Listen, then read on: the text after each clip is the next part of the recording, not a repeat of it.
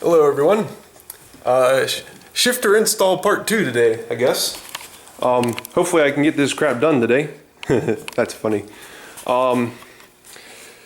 Doing some interesting things here. I guess I'll explain that later. But I do have an idea. And unfortunately, well, it worked out kind of nice, even though I bought 2 wrenches and I was only going to use one now.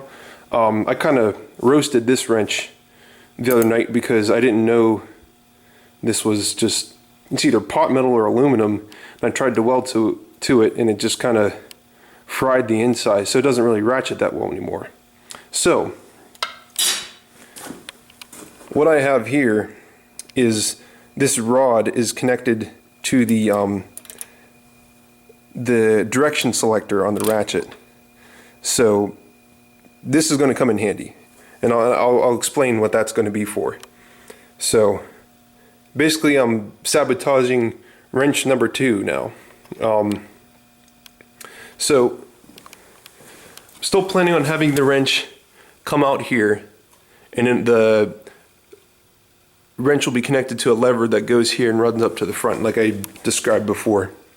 So I'm going to start building some stuff, and hopefully some of this will start making sense.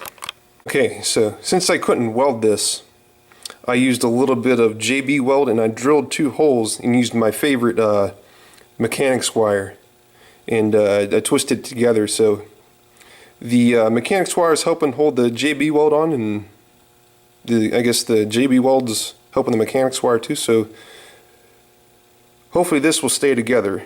I gotta let this sit up a little bit before I use it. So okay, I have my first shift linkage made. Just that lawnmower stuff, straightened it out, welded a washer on the end, and stuck a pin through it. So that's how that's held on right now. So that type of movement there. Now back here, this rod needs to be transferred so it can translate a movement this way instead of this way. So that's what I'm going to work on next. And I will show you what this little guy is going to be for eventually.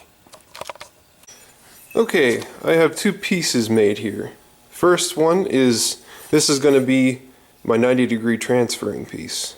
The bottom hole will be connected to the shifter linkage that goes to the actual shifting lever, and this one will be connected to that wrench that's on the transmission.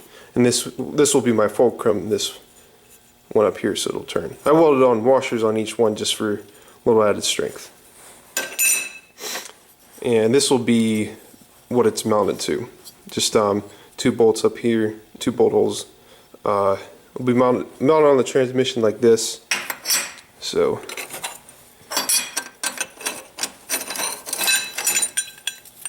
something like that. So I was actually making decent headway on my shifting linkage and all that stuff when my second ratchet decides to break.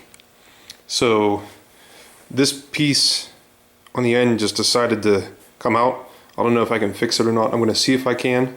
But if this is any indication on how reliable these ratchets are going to be, I think I'm going to have to ditch my ratchet idea. Just getting really annoying because this stuff is breaking so much already, and it's not even like actually being used. I'm just like mocking it up. So I don't know what I'm going to do yet. I'm getting kind of frustrated. When I figure something out, I'll let you guys know. Okay, so as far as I know, there was a spring inside of here that had popped out. I don't understand how, but yeah, a spring went flying somewhere, and it's like on the microscopic scale. So I'm admitting defeat for right now, and I'm just going to weld this piece of junk. So I'm admitting defeat for right now, but maybe at a later date I'll work on the ratcheting style shifter. But for now, I'll just have to go for a more conventional setup. So okay, here's what I got so far. This ratchet is now welded solid because it kept crapping out on me and I can't fix it. Got my 90-degree turn here, adjustable rod that connects to the ratchet, and then the shifting linkage that goes to the front shifting arm. So basically, I'm going to shift forward and bump it forward. Shift backwards, bump it backwards. So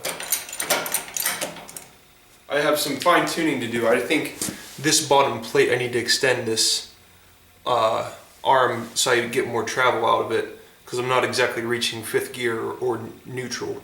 I have 1st through 4th gear right now. So that's all for tonight. I guess I've reached the limits of my capabilities as far as making intricate parts goes. What I would do for a lathe in a mill. So yeah, without real machining equipment like a lathe and a mill, I think this is about as far as I'm going to get it. So a little bit of fine tuning tomorrow maybe, and I'm going to test drive it then and see how it all works. So thank you all for watching, and stay tuned for next time. Hey everyone, Friday morning, just a little quick update. Just fine-tuning the shifting linkages and stuff, getting the lengths correct, and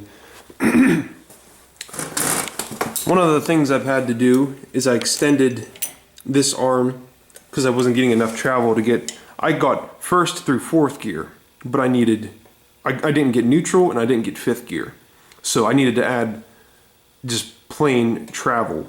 So, and then I have this adjustment nut here I've been playing with a little bit too.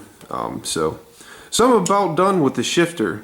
Yeah, like I said, I reached my machining capabilities with this project here.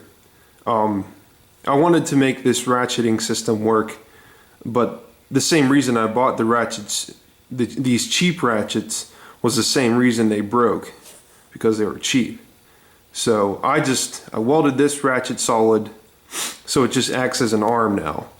And then the shifting arm up there just pulls it up or down, and it works easy. And other than that, I have to I have to put the chain tensioner back on. I'm going to make it adjustable this time. You'll see how that works. Okay, so I've gone from my shifter and now I'm going back to my tensioner. And as you can see, I'm making a little more intricate this time. So what I'm thinking about doing, I want to have it be rigid but adjustable. So it's going to be, I think I'm going to have oriented like this. And then I'll have an extra tab around here, and that will be then mounted over here.